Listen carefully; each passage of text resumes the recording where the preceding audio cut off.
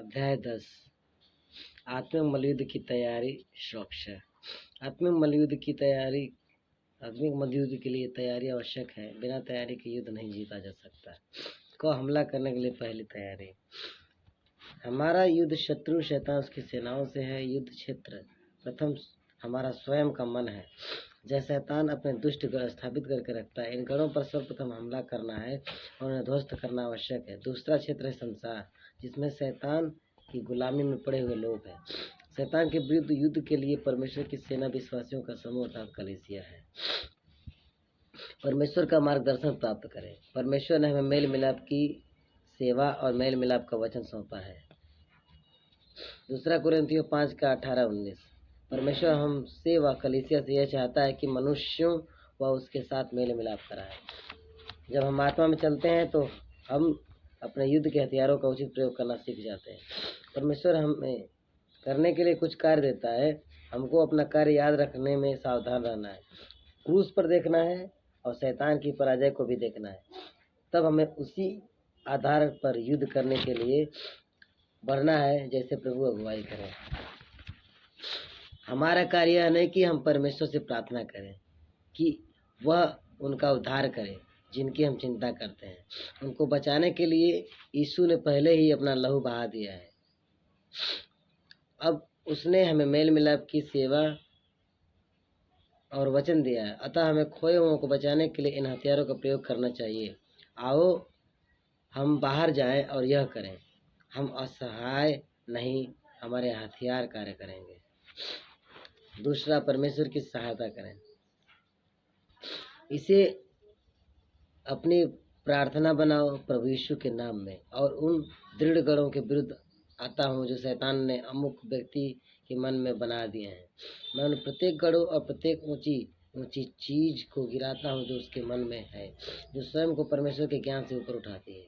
और जैसे ही मैं उस मन को मसीह की आज्ञा मानने के लिए मुक्त करता हूँ, मैं इसे मुक्त करता हूँ जिससे उसका परमेश्वर के साथ मेल मिलाप हो। आमीन। अब एक महीने तक ऐसा ही करें। आप विश्वास से विश्वास की ओर और विजय से विजय की ओर जाएंगे। अपने किले पर सुरक्षा स्थापित करें।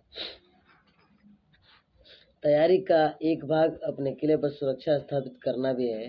यह सुरक्षा भी अत्यंत आवश्यक है और यह है बाड़ा बांधना।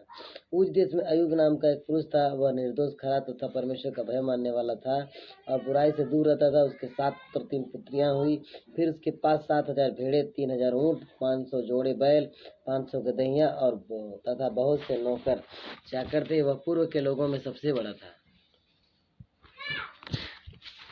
उसके पुत्र बारी बारी से एक दूसरे के घर जाया करते और भोज किया करते थे तथा वे अपनी तीनों बहनों को अपने साथ खाने पीने के लिए बुलवा भेजते थे।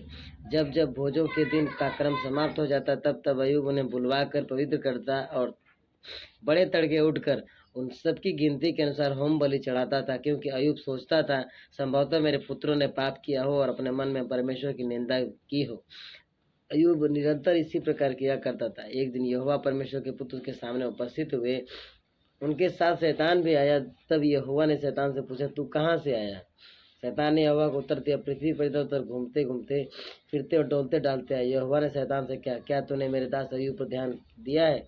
क्योंकि पृथ्वी पर उसके समान निर्दोष और खरा तथा परमेश्वर का भय मानने वाला और बुराई से दूर रहने वाला अन्य कोई नहीं।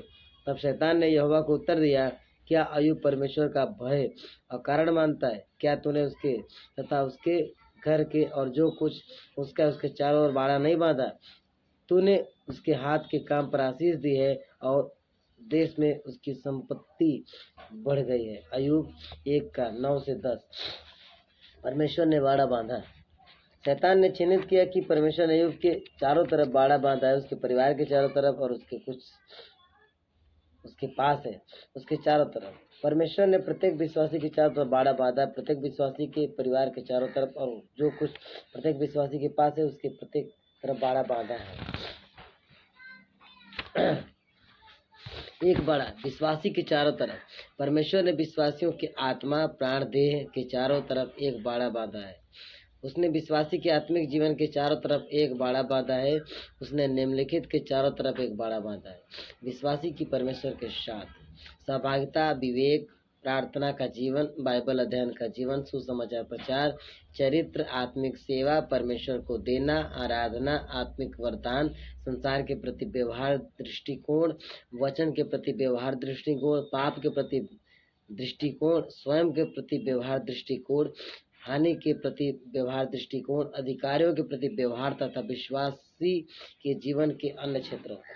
विश्वासी का भौतिक शरीर और स्वास्थ्य, हृदय, फेफड़े, लीवर, किडनी, मस्तिष्क, हड्डियां, मांसपेशियां, नसें, आंखें, मुंह, नाक, चेहरा, हाथ, पैर, चमड़ा, सब कुछ। विश्वासी का परिवार, पत्नी, पुत्रों, पुत्रियों, संबंधियों, सेवकों, सब कुछ। विश्वासी की स्थिति श्रेणी, घर, कार, सेवा, बगीचा, फ्रिज, व्यापार, मित्र, धन, संबंध, सब कुछ। प्रभु ने विश्वासी के चारों तरफ एक बाड़ा बांधा है, उसने उसके चारों तरफ, और जो कुछ विश्वासी के पास है उन सब के चारों तरफ बाड़ा बांधा है। आप निश्चिंत हो जाएं, प्रभु ने इसे पूरा कर दिया है। एक बाड़ा विश्वासी के प्रत्येक तरफ। परमेश्वर ने विश्वासी के बारे में मात्र एक बाड़ा ही नहीं बांधा है, उसने विश्वासी के प्रत्येक तरफ एक बाड़ा बांधा है। इसका अर्थ है परमेश्वर द्वारा एक बाड़ा बांधा गया, बाएं, दाएं, सामने, पीछे, विश्वासी के, उसके परिवार के और वह सब कुछ जो उसके पास है। यह बाड़ा सभी दिशाओं से ढांपता है, उन सभी दिशाओं की तरफ से जहां से विश्वासी पर शत्रु का आक्रमण हो सकता है। विश्वासी के चारों ओर 6 बाड़े हैं, परमेश्वर ने भी कुछ असुरक्षित नहीं छोड़ा। परमेश्वर ने बाड़ा क्यों बांधा है? शैतान के आक्रमण से विश्वासी की सुरक्षा के लिए परमेश्वर ने बाड़ा बांधा है। शरीर का जो भाग विश्वासी के लिए अत्यंत उपयोगी है, शैतान उसी पर आक्रमण करता है। उदाहरण के लिए, शैतान उस विश्वासी के हाथों को पहले नष्ट करने का प्रयत्न करेगा जो पुस्तकें लिखता है। उसके बाद वह लेखक के पैरों को नष्ट करने का प्रयत्न करेगा। पहले वह दाहिने हाथ को नष्ट करेगा, तब बाएं हाथ को नष्ट करने का प्रयत्न करेगा। वह जानता है कि लेखक के लिए दाहिना हाथ कितना उपयोगी है। बाइबल कहती है, संयमी, सचेत रहो, तुम्हारा शत्रु शैतान गर्जने वाले सिंह की भांति इस ताक में रहता है कि इसको फाड़ खाए। विश्वास में दृढ़ रहकर उसका विरोध करो और यह जान लो कि तुम्हारे भाई जो संसार में है इसी प्रकार की यातना सह रहे हैं। पहला पत्रस 5:8-9।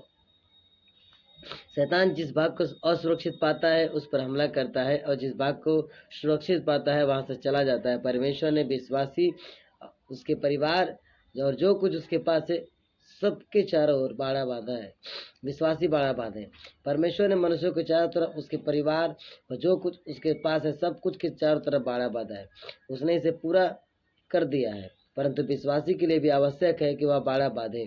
विश्वासी 2 परत का बाड़ा बांधे, परमेश्वर के प्रेम और उसकी दया में, प्रार्थना में। यदि विश्वासी बाड़ा बांधने में चूकता है तो शत्रु उस पर हमला करेगा। प्रभु यीशु चाहता है कि विश्वासी उसका सहयोग करे। वह कहता है, मैं तुमसे कहता हूँ, जो कुछ तुम पृथ्वी बांधोगे वह स्वर्ग में बांधेगा, और जो कुछ तुम पृथ्वी पे खोलोगे वह स्वर्ग में खोलेगा। विश्वासी स्वयं अपने परिवार के जो कुछ उसके पास है उस सब के चारों तरफ बाड़ा बांधे, शत्रु से बाहर रखे। परमेश्वर ने स्वयं विश्वासी और उसके परिवार को जो कुछ उसके पास है उसके चारों ओर बाड़ा बांध रखा है। जब शत्रु आता है और मात्र परमेश्वर द्वारा बांधे गए बाड़े को पाता है और विश्वासी द्वारा बांधा या बाड़ा नहीं देखता, अर्थात विश्वासी ने बाड़ा नहीं बांधा, तो आक्रमण करता है।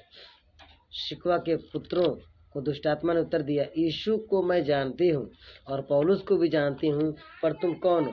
प्रेरितों 19:15। वे आज यह कह सकते हैं कि यीशु द्वारा बांधे गए बाड़े को मैं देख रहे हूँ, लेकिन तुम्हारे द्वारा बांधा गया बाड़ा कहाँ है? जब वह विश्वासी द्वारा बांधे गए बाड़े को नहीं पाती तो आक्रमण करती। प्रेरितों 19:16। बहुत सारे लोग आक्रमण के शिकार हैं क्योंकि उन्होंने अपने चारों तरफ बाड़ा नहीं बांधा। परमेश्वर मौका देता है कि जो आज्ञा उसने विश्वासी को करने के लिए दिया है वह उसे करें। 1. अपने स्वयं के चारों तरफ बाड़ा बांधो। आपकी कई चीजें हैं जिनको सुरक्षा की आवश्यकता है, इसलिए अपने स्वयं के चारों तरफ एक बाड़ा बांधें। परमेश्वर के लिए प्रेम। यदि आप प्रभु से अपने संपूर्ण हृदय से प्रेम करते हैं तो उसके प्रेम के लिए उसे धन्यवाद दें और उसे सुरक्षित करें। निश्चित न हो शत्रु हमला कर सकता है। कृपया प्रभु के साथ रहें, उसके प्रेम में बढ़ते जाएं, वह सुरक्षित रखेगा। वचन में बना रहने, वह प्रभु का भय मानने वाला हृदय। यदि आप वास्तव में ऐसा हृदय रखते हैं तो इसके लिए परमेश्वर को धन्यवाद दें और इसे सुरक्षित रखें। यदि आप ऐसा करते हैं तो इस प्रकार के हृदय को आप व्यवस्थित करते हैं। यदि आप इसे सुरक्षित नहीं करते तो आप पाएंगे कि शैतान आपको एक दिन बाहर ले जाएगा और प्रभु से दूर ले जाएगा। एक बुलावा हुआ हृदय प्रेम सहित सेवा व प्रभु के लिए प्रेम को पुनः स्थापित करना, या प्रभु से प्रार्थना करने को पुनः स्थापित करता है, या बाइबल पढ़ने के साथ वचन पर मनन करने को पुनः स्थापित करता है। प्रभु के प्रति आज्ञाकारी हृदय, यदि आप ऐसा हृदय रखते हैं जो इसके चारों तरफ एक बाड़ा बांधिए, यदि आप ऐसा करते हैं तो शत्रु आक्रमण से एक आज्ञाकारी हृदय को बचाते हैं। सत्य की शिक्षा को जो वचन सिखाता है, जो कुछ वचन से सीखा है उसके चारों तरफ एक बाड़ा बांधे। यदि प्रभु ने दर्शन दिया है तो प्रार्थना करें और दर्शन की सुरक्षा करें। ऐसा करने पर शत्रु से छीनने के लिए नहीं आएगा। परमेश्वर द्वारा दिए गए दर्शन के चारों तरफ बाड़ा बांधे। दर्शन महत्वपूर्ण। परमेश्वर ने अपने संतानों को जो दर्शन दिया है, शत्रु उन्हें उससे बाहर ले जाने का प्रयत्न करता है। परमेश्वर ने आपको जो दर्शन दिया वह स्पष्ट है कि इसके प्रति निश्चित हो, उसे लिख लें और निरंतर प्रार्थना करें। प्रार्थना में उसकी सुरक्षा करते रहे जब तक दर्शन वास्तविक न हो जाए। अपने बुलाहट के चारों तरफ बाड़ा बांधे। अपने जीवन में परमेश्वर की बुलाहट के प्रति जो योजना है उसके चारों तरफ बाड़ा बांधे, क्योंकि शत्रु इस पर आक्रमण कर सकता है। परमेश्वर ने जो कार्य सौंपा है उसके चारों तरफ बाड़ा बांधे। परमेश्वर ने जिस कार्य को करने के लिए बुलाया है उस कार्य के चारों तरफ एक बाड़ा बांधे, क्योंकि शत्रु उस कार्य को करने से आपको रोकेगा। प्रत्येक नए आत्मिक अनुभव के चारों तरफ बाड़ा बांधे। प्रत्येक नए आत्मिक अनुभव के बाद विश्वासी परमेश्वर से प्रार्थना करें। अपने परिवार के चारों तरफ एक बाड़ा बांधे। हम पहले ही कह चुके हैं कि जिन क्षेत्रों में हम अच्छी स्थिति में हैं उनके चारों तरफ बाड़ा बांधना अत्यंत आवश्यक है। शत्रु के आक्रमण से सुरक्षा के लिए बड़ा आवश्यक है। अपने परिवार के चारों तरफ एक बाड़ा बांधकर कुछ चीज़ों को सुरक्षित करने की आवश्यकता है। निम्नलिखित महत्वपूर्ण क्षेत्रों की सुरक्षा करना आवश्यक है। पति की शक्ति का क्षेत्र। यदि पति अपनी पत्नी व बच्चों से क्षमा करने में दृढ़ है तो यह धन्यवाद का एक विषय है। इसके चारों तरफ एक बाड़ा बांधे। यदि यह सुरक्षित नहीं है तो शत्रु पुरुष की क्षमता पर आक्रमण करेगा। इस रास्ते से वह पुरुष में क्षमाहीनता ले आएगा। पत्नी की शक्ति का क्षेत्र। पति की भांति पत्नी के शक्ति क्षेत्रों की सुरक्षा आवश्यक है। उसके चारों तरफ एक बाड़ा बांधे। प्रत्येक व्यक्ति की शक्ति के क्षेत्र। प्रत्येक बच्चे और परिवार के प्रत्येक व्यक्ति की शक्ति के चारों तरफ एक बाड़ा बांधे। परिवार के सदस्यों की अन्य शक्ति के क्षेत्र। परिवार के सदस्यों के सभी शक्ति के क्षेत्रों की तरफ एक बाड़ा बांधे। आपसी प्रेम के चारों तरफ बाड़ा बांधे। यदि जोड़ा विवाह के बाद लंबे समय तक प्रेम करता है तो धन्यवाद का विषय है। एक दूसरे के प्रति प्रेम करने के चारों तरफ एक बाड़ा बांधे। परिवार के स्वास्थ्य के चारों तरफ बाड़ा बांधे। यदि पति पत्नी और परिवार का स्वास्थ्य अच्छा है तो धन्यवाद का विषय है। परिवार के प्रत्येक सदस्य के स्वास्थ्य के चारों तरफ बाड़ा बांधे। परिवार के कठिन परिश्रम के चारों तरफ बाड़ा बांधे। यदि पत्नी और बच्चे कठिन परिश्रम कर रहे हैं तो धन्यवाद का विषय है। इसके चारों तरफ बाड़ा बांधे। पति विषय प्रेम के चारों तरफ बाड़ा बांधे। यदि पति पत्नी से एक विशेष तरीके से प्रेम करता है तो यह स्तुति और धन्यवाद का विषय। इस विशेष प्रेम के चारों तरफ एक बाड़ा बांधे। जीवन साथी की शारीरिक सुंदरता के चारों तरफ बाड़ा बांधे। यदि जीवन साथी शारीरिक रूप से विशेष सुंदर है तो उसके लिए परमेश्वर को धन्यवाद दें और मेमने के लहू के नीचे सुरक्षित करें। इसके चारों तरफ बाड़ा बांधे। परिवार के प्रत्येक सदस्य के हृदयों के चारों तरफ बाड़ा बांधे।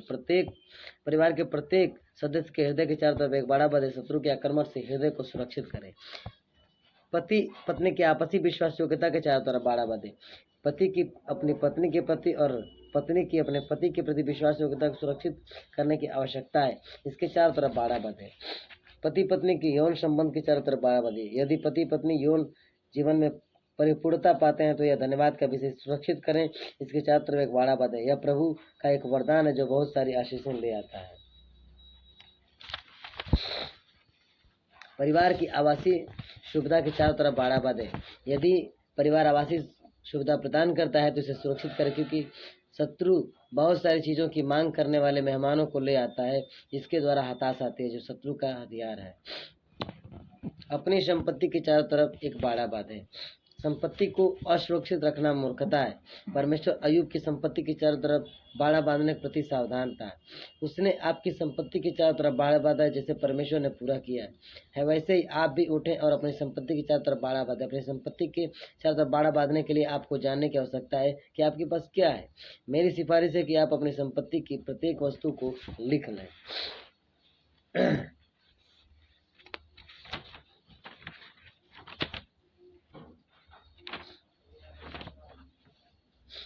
अपनी शक्ति के चारों तरफ एक बाड़ा बांधो। प्रत्येक विश्वासी के पास शक्ति है। सिमसोन के पास शक्ति थी जिसने उसके मस्तिष्क को बंद कर दिया। बाइबल बताती है कि दलीला ने सिमसोन से कहा, तू कैसे कर सकता है, मैं तुझसे प्यार करता हूँ जबकि तेरा मन मुझसे नहीं लगा है।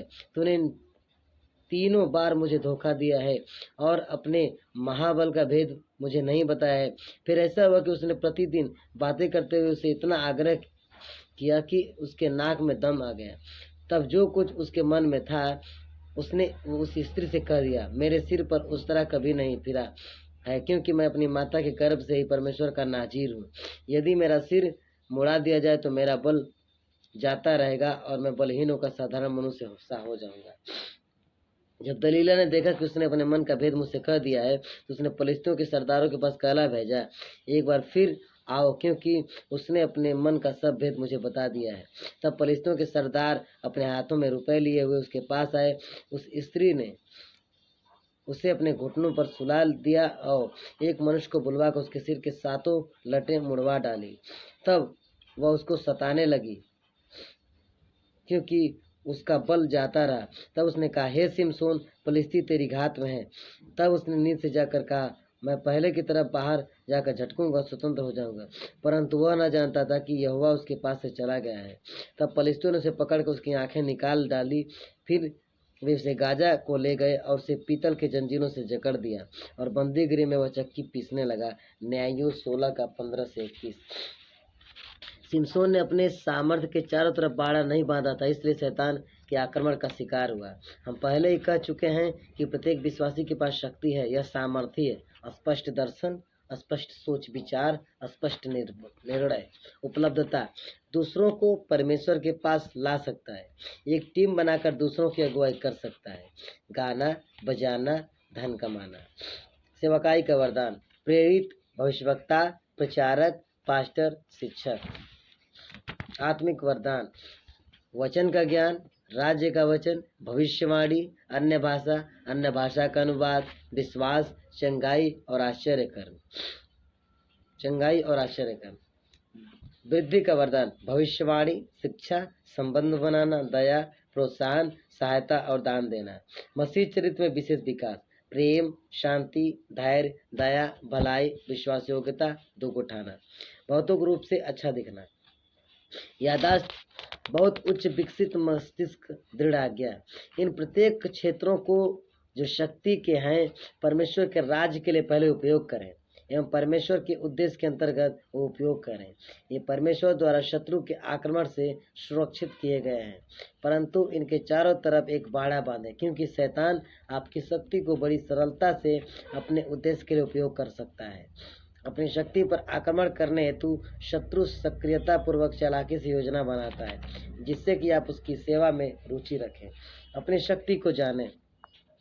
पहले अपनी शक्ति को जानना है, इससे पहले कि इसके चारों तरफ बाड़ा बांधे।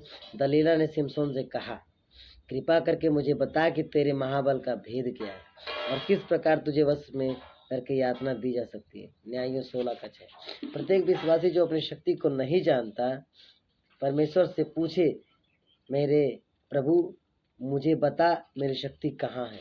परमेश्वर उसे दिखाएगा। वह उससे पूछ सकता है जो उसे अच्छी तरह से जानता है। वह स्वयं से पूछ सकता है कि प्रभु के लिए मेरी सेवा क्या है। ये प्रश्न विश्वासी को अपनी शक्ति को जानने में मदद करेंगे। कुछ लोग 2 या 2 से अधिक शक्ति के क्षेत्र रखते हैं। प्रत्येक सुरक्षित है। शत्रु एक एक व्यक्ति का अध्ययन करता है, उसकी शक्ति का केंद्र बिंदु कहाँ पर है, तब आक्रमण करता है। यदि विश्वासी की शक्ति सुरक्षित नहीं है तो उस पर आक्रमण करके उसे ढा देता है। सिमसोन की शक्ति पर शत्रु ने आक्रमण कर उसे नष्ट कर दिया। आप चेतावनी ग्रहण करें, शक्ति को सुरक्षित करने के लिए आज ही कुछ करें। अपनी शक्ति के चारों तरफ बाड़ा बांधें। यह पर्याप्त नहीं है कि आप अपनी शक्ति को जानें, आवश्यक है कि इन जानकारियों को व्यवहार में लाएं। अपनी शक्ति के चारों तरफ बाड़ा बांधें। बाड़ा बांधने का एक उदाहरण है, इसने प्रार्थना द्वारा अपनी शक्ति के चारों तरफ बाड़ा बांधा। निम्न है, प्रभु मानसिक शक्ति देने के लिए आपको धन्यवाद। मेरी शक्ति को बताने के लिए आपको धन्यवाद। भूतकाल में जो शक्ति मैंने आपकी महिमा के लिए उपयोग किया उसके लिए आपको धन्यवाद। भूतकाल में मानसिक शक्ति का दुरुपयोग के लिए मुझे क्षमा करें। प्रभु यीशु के नाम में मैं अपने मस्तिष्क के चारों ओर बाड़ा बांधता हूँ, इसलिए कि शैतान मुझे अपने उद्देश्य के लिए उपयोग न कर सके। घमंड, ख सुंदरता आपकी महिमा के लिए हो, पवित्रता पर भरोसा हो, ग आप पर भरोसा हो। नीति वचन 3 का 5 से 6, आपके भय में जीवन हो, मेरे मस्तिष्क में पवित्रता हो। छठवां, प्रभु यीशु के नाम में मैं अपने मस्तिष्क के चारों ओर बाड़ा बांधता हूँ। प्रभु यीशु के नाम में मैं स्वयं को सुरक्षित करता हूँ। निम्नलिखित आवश्यकताएं जो मेरे मस्तिष्क में है, 1 2 3 इस प्रकार से। प्रभु यीशु के नाम में मैं अपने शरीर के चारों तरफ बाड़ा बांधता हूँ। प्रत्येक दुर्घटना से सुरक्षा के लिए मैं दावा करता हूँ। प्रभु यीशु के नाम में जो हूँ और जो कुछ मेरे पास है वह सब कुछ परमेश्वर को सौंपता हूँ। अपने राज्य के लिए मेरे मस्तिष्क का उपयोग करें और शैतान के राज्य को गिरा दें। हमें अपनी कमजोरियों के चारों तरफ बाड़ा बांधें। प्रत्येक विश्वासी के पास कमजोरियाँ, इन कमजोरियों पर शत्रु शैतान बड़ी सरलता से हमला कर सकता है। यहाँ 3 क्षेत्र हैं जहाँ पर व्यक्ति कमजोर हो जाता है, धन के क्षेत्र में, अथवा स्त्री के प्रेम के क्षेत्र में, अथवा प्रसिद्धि में। किसी ने कहा है कि एक विश्वासी के 3 में से 1 में गिर जाता है, जिनके प्रतिनिधित्व एफ या जी अक्षर द्वारा होता है।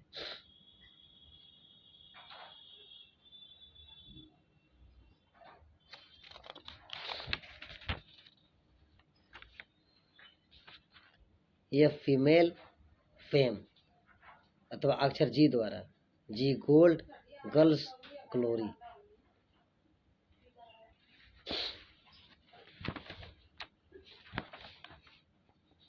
जिनका प्रतिनिधित्व जी द्वारा फीमेल यानी कि औरत एक फेम है, और दूसरा है जी द्वारा मतलब गोल्ड, गर्ल्स ग्लोरी।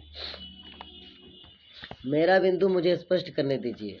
हम इज़राइल के महान राजा को औरत के साथ एक समस्या में देखते हैं।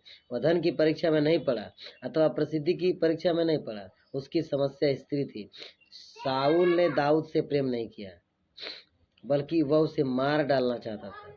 बाइबल बताती है जब दाऊद फलिस्ती को मार कर लौट रहा था, तब स्त्रियां इज़राइल के सब नगरों से निकलकर वाद्य यंत्रों और डफ की ताल में आनंद के साथ नाचती गाती साउल राजा से भेंट करने आ निकले। वे स्त्रियां नाचती और यह गीत गाती गईं, साउल ने मारा हजारों को, दाऊद ने मारा लाखों को। तब साउल अति क्रोधित हो, क्योंकि यह कहावत उसको बहुत बुरी लगी। उसने कहा, दाऊद को तो उन्होंने लाखों का श्रेय दिया, परंतु मुझे केवल हजारों का। अब उसको राज्य के अतिरिक्त और क्या मिलना शेष रह गया है। उस दिन से साउल दाऊद को संदेह की दृष्टि से देखने लगा।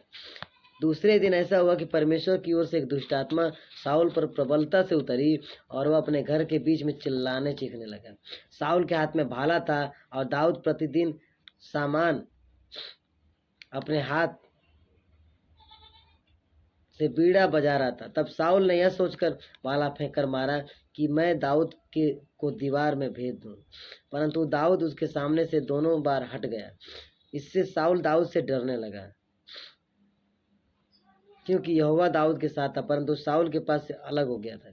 इसलिए साउल ने उसे अपने पास से अलग करके सहस्त्रपति नियुक्त कर दिया और वह प्रजा के सामने आने जाने लगा। दाऊद अपने सब कामों में अत्यधिक सफल होता जाता था, क्योंकि यहोवा उसके साथ था। जब साउल ने देखा कि दाऊद बहुत सफल हो जाता है, तब वह उसे बहुत भयभीत रहने लगा। परंतु इस्राएल यहूदा के समस्त लोग दाऊद से प्रेम करते थे और ये युद्ध में उनकी अगुवाई करता था। पहला शमूएल 18 का 6 से 16। दाऊद जानता था कि साउल उससे प्रेम नहीं करता। वह साउल के विषय में सब कुछ जानता था, लेकिन उसने कुछ नहीं किया, क्योंकि उसका प्रेम स्त्री के लिए था। बाइबल कहती है, तब साउल ने दाऊद से कहा, यह मेरी बड़ी पुत्री मेरब है, उसे मैं तेरी पत्नी होने के लिए दे दूंगा। तू मेरे लिए केवल इतना ही कर कि वीर पुरुष बनकर यहोवा का संग्राम लड़। क्योंकि साउल ने सोचा, मैं अपना हाथ उस पर नहीं उठाऊंगा, फलिस्तियों ही का हाथ उस पर पड़े। परंतु दाऊद ने साउल से कहा, मैं कौन हूँ, मेरा जीवन क्या है, या इज़राइल में मेरे पिता का परिवार क्या है कि मैं राजा का दामाद बनूं। तब ऐसा हुआ कि जिस समय साउल की पुत्री मेरब का विवाह दाऊद के साथ होना चाहिए था, वह महलोत वासी अद्रिएल को ब्याह दी गई। पहला शमूएल 18 का 17 से 19। दाऊद ने कहा, वह राजा का दामाद बनने के योग्य नहीं था। वह कैसे साउल की पुत्री से विवाह करने की आशा रखे। वह खतरनाक भूमि पर था, लेकिन उसका स्त्री के लिए प्रेम उसे धोखा दिया। बाइबल कहती है अब साउल की पुत्री मीकल दाऊद से प्रेम करने लगी। जब इसका समाचार साउल को दिया गया तब वह सहमत हो गया। साउल ने सोचा मैं उसे उसको दे दूंगा जिससे वह उसका फंदा बने और फलिस्तियों का हाथ उसके विरुद्ध उठे।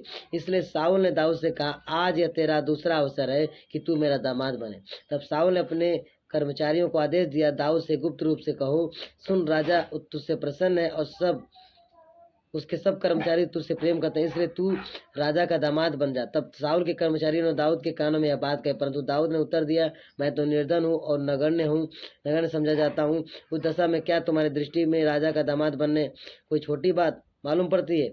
साउल के कर्मचारियों ने साउल से दाऊद की बातों को जैसा उसने कहा था बता दिया। तब साउल ने फिर कहा तुम दाऊद से यह कहना राजा फलिस्तियों की 100 खलड़ियों के अतिरिक्त तुझसे कुछ भी दहेज नहीं चाहता कि वह अपने शत्रुओं से बदला ले सके। इससे साउल की योजना यह थी कि दाऊद को फलिस्तियों के हाथ मरवा डाले। तब उसके कर्मचारियों ने दाऊद को यह बातें सुनाई। तब राजा का दामाद बनना दाऊद की दृष्टि के अनुकूल प्रतीत हुआ। दिन अभी पूरे नहीं हो पाए थे कि दाऊद ने अपने सैनिकों के साथ प्रस्थान किया और जाकर फलिस्तियों में से 200 पुरुषों को मार डाला। तब उनकी खलड़ियों को लेकर आया और सब की सब राजा को दी जिससे वह राजा का दामाद बन सके। अतः साउल ने अपनी पुत्री मीकल को उसकी पत्नी होने के लिए दे दिया। पहला शमूएल 18:20 से 27। दाऊद का प्रेम यही रुका नहीं, यहाँ तक कि उसके लिए 6 पत्नियां भी पर्याप्त नहीं साबित हुई। पहला शमूएल 25:29 से 44, दूसरा शमूएल 3:2 से 5, दूसरा शमूएल 5:13 से 16। अनेक पत्नियों के होते हुए भी वह उरिय्याह की पत्नी बेतशेबा के साथ व्यभिचार किया। उसका जीवन दिखाता है कि दाऊद यौन संबंध की समस्या का शिकार था। दूसरा शमूएल 3:12 से 16, दूसरा शमूएल 12:10, पहला राजा 1:1 से 4। अपनी कमजोरियों की चारों तरफ बाड़ा बांधे। जैसा कि हमने देखा है कि बुद्धिमान व्यक्ति ने अपनी शक्ति की चारों तरफ बाड़ा बांधा था, उसी तरह हमें अपनी कमजोरियों की चारों तरफ बाड़ा बांधना है। प्रार्थना में अपनी कमजोरियों की चारों तरफ एक बाड़ा बांधने के लिए कुछ सुझाव। परमेश्वर से पूछें कि आपकी केंद्रीय कमजोरियों को दिखाए। 3 बातें सोचना, यह विश्वास करना कि कमजोरी है, एक कमजोरी है, प्रत्येक के पास कमजोरी है। परमेश्वर से उन कमजोरियों से छुड़ाने के लिए प्रार्थना करें। परमेश्वर से उन चीज़ों को दिखाने के लिए कहें कि जिनके तरफ एक बाड़ा बांधना है। व्यवहारिक रूप से बाड़ा बांधने के लिए प्रार्थना करें। प्रार्थना में बाड़ा बांधे। यदि आपकी समस्या स्त्रियों के क्षेत्र में है तो आप निम्नलिखित प्रार्थना करने की आवश्यकता है। प्रभु मेरी यौन आवश्यकता को कम करें। प्रभु मुझे स्त्रियों की सुंदरता से बचाएं। प्रभु होने दे कि मैं मात्र अपनी पत्नी से ही प्रेम करूं। प्रभु मेरी आंखों पर पर्दा डाल दें कि मैं सुंदर स्त्रियों की सुंदरता को न देखूं। प्रभु मेरा प्रत्येक मिनट आपकी महिमा के लिए उपयोगी हो। जब आप किसी परीक्षा में डालने वाले व्यक्ति से मिलते हैं तो अच्छा होगा कि उस व्यक्ति से मिलने के लिए पहले आप अपने चारों तरफ एक बाड़ा बांधें। प्रार्थना करें कि वह व्यक्ति आपको आकर्षित न करे। प्रार्थना करें कि उसका कोई भी व्यवहार, स्वभाव व पोशाक आपको यौन आवश्यकता की तरफ न आकर्षित करे। जब एक लड़की को आते हुए देखें तो प्रार्थना करें प्रभु इस लड़की की सुंदरता के लिए धन्यवाद। होने दें कि इसकी सुंदरता इसे पाप की तरफ न ले जाए। अपनी अन्य कमजोरियों की तरफ चारों तरफ बाड़ा बांधें। दरवाजा खोलिए। जहां आप एक बार गिर चुके हैं उस कमजोरी के चारों तरफ 7 चक्रों का बाड़ा बांधें। शैतान का तरीका है कि लोगों को गिराने के लिए पाप के प्रति आकर्षण के प्रयोग को न्यूनतम से आरंभ करता है।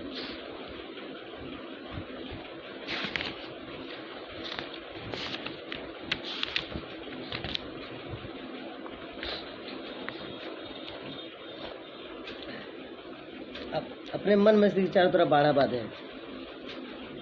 पवित्र आत्मा अंदर से काम करता है। वह व्यक्ति की आत्मा में कार्य करना आरंभ करता है। वह पहले आत्मा को बदलता है और अनंत शरीर को बदलता है।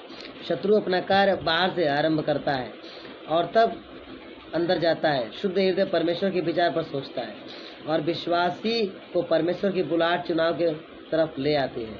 प्रार्थना द्वारा बाड़ा कैसे बांधें? बाड़ा बांधने के लिए विश्वासी प्रार्थना करें कि मस्तिष्क को सभी समय पवित्र आत्मा द्वारा परमेश्वर उपयोग करें। प्रभु प्राण का मूल्य समझने के लिए मेरे मस्तिष्क को खोले। प्रभु उद्धार को देखने के लिए मेरे मस्तिष्क को खोलो। प्रभु अपनी आवश्यकताएं तो प्रार्थना करने के लिए मस्तिष्क को खोले। प्रभु शैतान के राज से अपने राज्य में लोगों को लाने के लिए मस्तिष्क को खोलें। प्रभु नरक के द्वार को प्रार्थना द्वारा बंद करने के लिए मस्तिष्क को खोलें। प्रभु प्रार्थना द्वारा स्वर्ग के द्वार को खोलने के लिए मस्तिष्क को खोलें। उठो और अपने मस्तिष्क के चारों तरफ बाड़ा बांधने में पवित्र आत्मा सहयोग करे। दूसरों के चारों तरफ बाड़ा बांधे। एक व्यक्ति के चारों तरफ बाड़ा बांधने के लिए 3 व्यक्ति होते हैं। प्रभु, व्यक्ति, स्वयं दूसरे व्यक्ति। तीसरा व्यक्ति मध्यस्थता का बाड़ा बांधता है। परमेश्वर पहले ही अपने प्रत्येक संतान के चारों ओर एक बाड़ा बांध रखा है। व्यक्ति की सुरक्षा के लिए आवश्यक है वह अपने चारों तरफ जैसे परमेश्वर ने एक बाड़ा बांधा वैसे ही एक बाड़ा बांधे।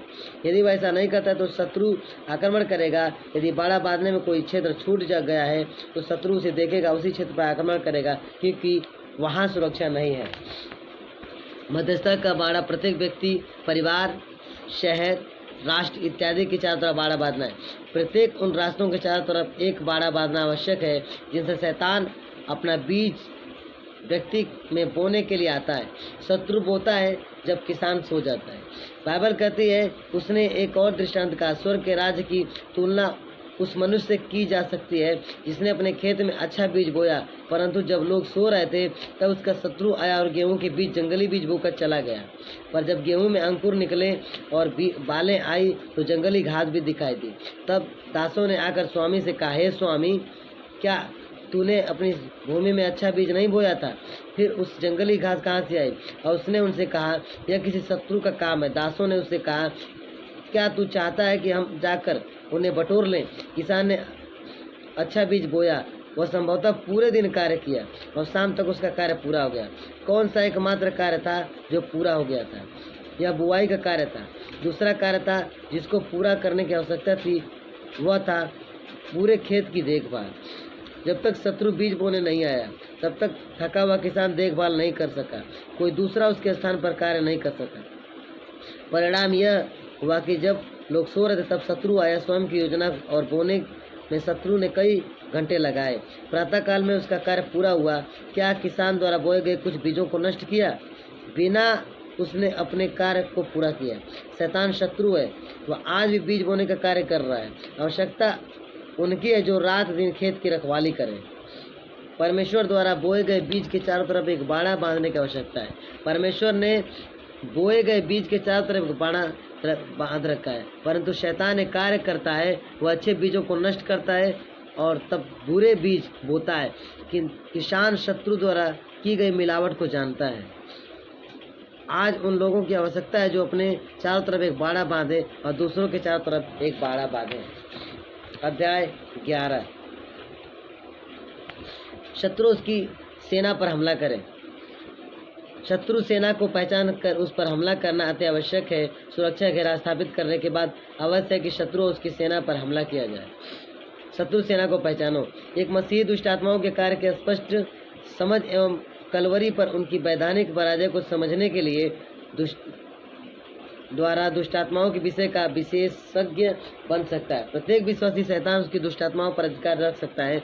लूका 10 का 1, 8, 9, 17 से 20। हमारी सेवकाई का मुख्य उद्देश्य दुष्ट आत्माओं को निकालना नहीं बल्कि खोए हुए को सुसमाचार प्रचार करना है। इसलिए जिनको दुष्ट आत्माओं ने परमेश्वर से दूर कर रखा है उन्हें उनके चंगुल से छुड़ाकर सुसमाचार सुनाकर उनका परमेश्वर से मेल मिलाप कराना। दुष्ट आत्माओं की शक्ति बंधन के लक्षण निम्न है: शारीरिक खालीपन, मूर्छा की स्थिति, अत्यधिक बल, आंत्र संबंधी परेशानी, आंत्र विलक्षण प्रतिक्रिया, यौन इच्छा का बढ़ना, श्वास अवरोधन महसूस करना, कंठ ध्वनियाँ, सक्रिय निष्क्रिय प्रतिरोध, हिंसक कार्य, गंदी गंध, भावनात्मक निराशा, दोष, हिंसात्मक मनोदशा, बौद्धिक संघर्ष और उलझन। दुष्टात्माग्रस्त लोग प्रायः मानसिक संघर्ष और उलझन में पड़े रहते हैं। आत्मिक परमेश्वर के वचन के प्रति विरोध। हमले की तैयारी करो। लोगों को शैतान की सामर्थ्य और शासन से मुक्त करने के लिए तैयारी आवश्यक है। दल का चयन करो। बाइबल में दुष्ट आत्माओं को यीशु के द्वारा निकाला गया और अभिषिक्त सामर्थ्य पाए हुए उन चेलों के द्वारा जिनको उसके द्वारा चुना गया था। नायक चुना। विश्वासियों की स्थानीय इस संगति में छुटकारे की सफल सेवकाई के लिए दल का अगुवा उसके महत्वपूर्ण पहलुओं में से एक है। यदि संभव हो तो एक पुरुष और एक स्त्री को प्रशिक्षण के लिए चुनें। बहुत सी परिस्थितियों में यह सबसे अच्छा होता है कि स्त्रियों की समस्याओं के लिए स्त्रियों के दल का प्रयोग करें और पुरुषों की समस्याओं के लिए पुरुषों के दल का प्रयोग करें। छुटकारे के दल को बार बार अशुद्ध आत्माओं को निकालना होगा। ऐसी दुष्ट आत्माएं जो ग्रस्त व्यक्ति के असामान्य यौन व्यवहार की ओर प्रेरित करती हैं, ऐसी स्थिति में अधिक उपयुक्त होता है कि ऐसे दुष्ट आत्माग्रस्त व्यक्ति की सहायता समान लिंग के व्यक्ति द्वारा ही की जाए। सदस्यों को चुनो। दल के अगुओं के लिए सबसे महत्वपूर्ण कार्य यह होता है कि ऐसे पुरुषों और स्त्रियों को खोजा जाए जिनकी योग्यताएं उसकी योग्यताओं के समान हो। योग्यताएं निर्दोष हो। पहला तीमुथियुस 3:1-12। दूसरा, विश्वासी हो। तीसरा, पवित्र जीवन व्यतीत करता। दल को प्रशिक्षित करें। एक बार जब दल के लिए पात्रों को चुन लिया है तो उनको प्रशिक्षण दें। अस्त्र शस्त्र धारण करने का प्रशिक्षण। परमेश्वर के अस्त्र शस्त्र धारण करो। इफिसियों 6:14-17। सत्य, धार्मिकता, मेल का सुसमाचार, विश्वास, उद्धार एवं परमेश्वर का वचन धारण करो। आगे बढ़ने से पहले यह निश्चय करें कि दल के सदस्यों को बचाव के अस्त्र शस्त्र को एक एक करके धारण करने के लिए प्रशिक्षित कर दिया है। आदेश देने का प्रशिक्षण। आज्ञा के शब्दों का प्रयोग करें। वे उसकी शिक्षा से विस्मित होते थे क्योंकि उसका उपदेश अधिकारपूर्ण था। लूका 4:32। इस पर सब लोग चकित हुए, कहने लगे, यह कैसा वचन है, क्योंकि वह अधिकार और सामर्थ्य से अशुद्ध आत्माओं को आज्ञा देता है और वे निकल जाती हैं। लूका 4:26। उसने अशुद्ध आत्माओं को यह कहकर डांटा, हे गूंगी और बहरी आत्मा, मैं तुझे आज्ञा देता हूँ, इसमें से निकल जा। मरकुस 9:25। विश्वास के साथ आज्ञा के वचनों का प्रयोग करें। दुष्टात्मा के हमले के विरुद्ध विश्वासी तुम्हारी ढाल और सुरक्षा है। विश्वास तुम्हारी ढाल और सुरक्षा है। पवित्र आत्मा का अभिषेक पाने का प्रशिक्षण। दुष्टात्माओं से ग्रस्त लोगों को छुड़ाने के लिए आज्ञा का वचन प्रयोग करने के लिए आपको पवित्र आत्मा का अभिषेक पाना आवश्यक है। यह अभिषेक ही है जो व्यक्ति के जीवन पर से शैतान के जुए को तोड़ता। यशायाह 10:27, लूका 4:18। पवित्र आत्मा का अभिषेक निकटता से हमारे साथ कार्य करता है जब हम अपने अधिकार को यीशु मसीह में प्रयोग करते हैं। प्रेरितों 10:38। लचीलेपन का प्रशिक्षण। कार्य करने के तरीके में लचीले बने। जब हम दुष्ट आत्माओं को निकालने के कार्य में लगे होते हैं तो हमारी आवश्यकता होती है कि हमारा नियंत्रण और अगुवाई पवित्र आत्मा के कार्यों और प्रेरणा द्वारा की जाए। पहला कुरिन्थियों 12:11। सावधानी का प्रशिक्षण। सफलता के घमंड के विषय चौकस रहे। लूका 10:20। प्रार्थना और उपवास का प्रशिक्षण। याद रखें कि कुछ दुष्ट आत्माओं को केवल प्रार्थना और उपवास द्वारा ही निकाला जा सकता है। मत्ती 17:21, मरकुस 9:21। परमेश्वर की अगुवाई पाने का प्रशिक्षण। टीम को चाहिए कि जिस व्यक्ति को सहायता की आवश्यकता है उसके लिए प्रार्थना करने से पहले दल को प्रभु से प्रार्थना करना चाहिए और उसकी अगुवाई मांगना चाहिए।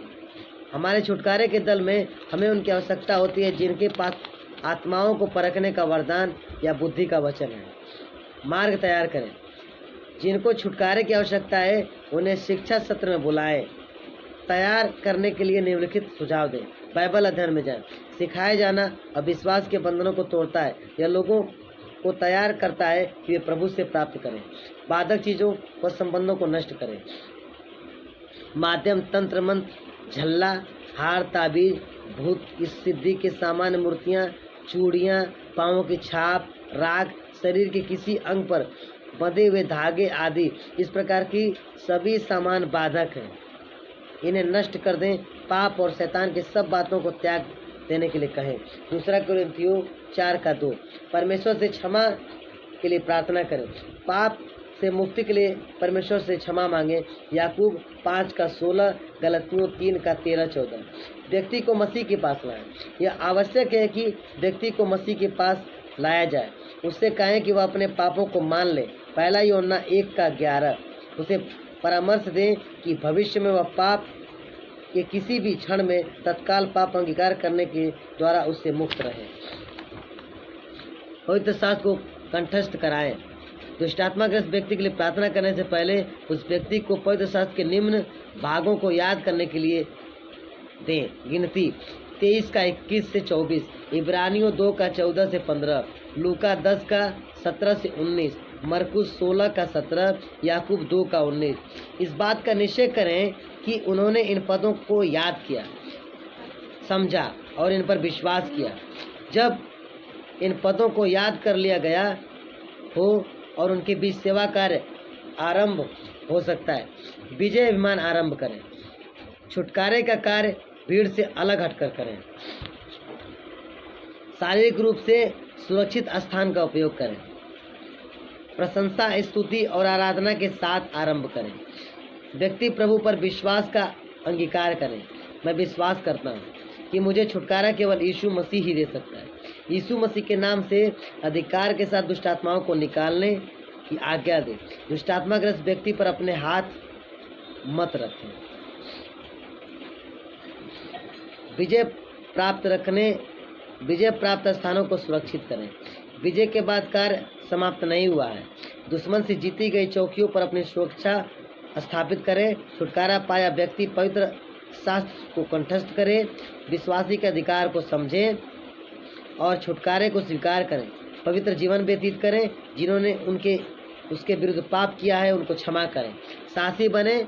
परमेश्वर कहता है हियाव बांध और दृढ़ हो, क्योंकि इन लोगों को तू इस देश पर अधिकार दिलाएगा जिसको इन्हें देने की शपथ मैं इनके पूर्वजों के साथ खाई थी। यहोशू 1:6। आमीन।